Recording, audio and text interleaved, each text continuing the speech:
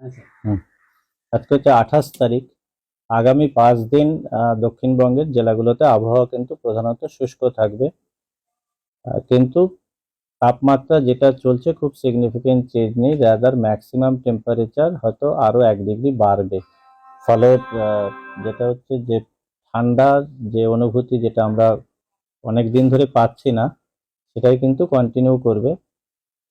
দুদিন বাদেই 1 তারিখ আমাদের 1 জানুয়ারি নববর্ষ। নববর্ষেও কিন্তু ক্রিসমাসের মতন কম ঠান্ডা থাকবে। গরম বলছি না, কিন্তু এই সময় যে ঠান্ডাটা থাকা দরকার সেটা কিন্তু থাকবে না 1 জানুয়ারি 2024 সালেও।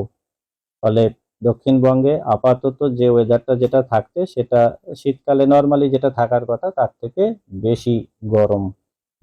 উত্তরবঙ্গের ক্ষেত্রে প্রথম 24 ঘন্টায় কালিম্পংয়ে একটু হালকা বৃষ্টির সম্ভাবনা, দার্জিলিংয়ে বৃষ্টি হালকা আর হায়ার রিচেসে একটু স্নোফলের সম্ভাবনা থাকছে। বাকি দিনগুলো কিন্তু মূলত শুষ্ক আবহাওয়া। এবার এটা হচ্ছে কেন, যেটা হচ্ছে সাউথ বাংলাদেশ এবং অ্যাডজয়নিং রিজিয়নের উপরে একটা ঘূর্ণাবর্ত আছে, যার ফলে কি হচ্ছে আমাদের রাজ্যে প্রচুর ইস্টার্লি উইন্ড ঢুকছে এবং ময়েশ্চার আসছে। ফলে নর্থ ওয়েস্টার্লি উইন্ডটা বাধাপ্রাপ্ত হচ্ছে। আমরা জানি আমাদের এখানে উত্তর পশ্চিম দিক থেকে যে ঠান্ডা বাতাস আসে তাতে আমাদের দেশে রাজ্যে তো ঠান্ডার নিজস্ব কোনো উপকরণ নেই। ফলে উত্তর পশ্চিম দিক থেকে ঠান্ডা হাওয়া না আসলে বা উত্তর দিক থেকে ঠান্ডা না হাওয়া আসলে আমরা ঠান্ডা পাই না। তো ন্যাচারালি যখনই আমাদের এখানে ঠান্ডাটা আইদার কোনো পশ্চিমী ঝঞ্ঝা অথবা বেতে কোনো সিস্টেম হলে বাধাপ্রাপ্ত হয়। এখন যেটা আছে ওই কোস্ট ঘেঁষে বাংলাদেশে, সাউথ বাংলাদেশ মানে আমাদের কোস্ট ঘেঁষে একটা ঘূর্ণাবর্ত আছে। ফলে প্রচুর ময়েশ্চার আমাদের এখানে আসছে। দেখবেন একটু পরিশ্রম করলে এখনো কিন্তু দিনের বেলায় আপনার একটু হালকা ঘাম মতো হচ্ছে, তার কারণে হচ্ছে ময়েশ্চার বেশি থাকা মানে কিন্তু টেম্পারেচার বাড়বে। ফলে অ্যাটলিস্ট আগামী 5 দিন ইনক্লুডিং 1 জানুয়ারি খুব সিগনিফিকেন্ট চেঞ্জ নেই, যেরকম ওয়েদার আছে সেরকমই থাকবে। ঠান্ডা ফেরার এই মুহূর্তে সম্ভাবনা নেই, অন্তত আগামী 5 দিনে।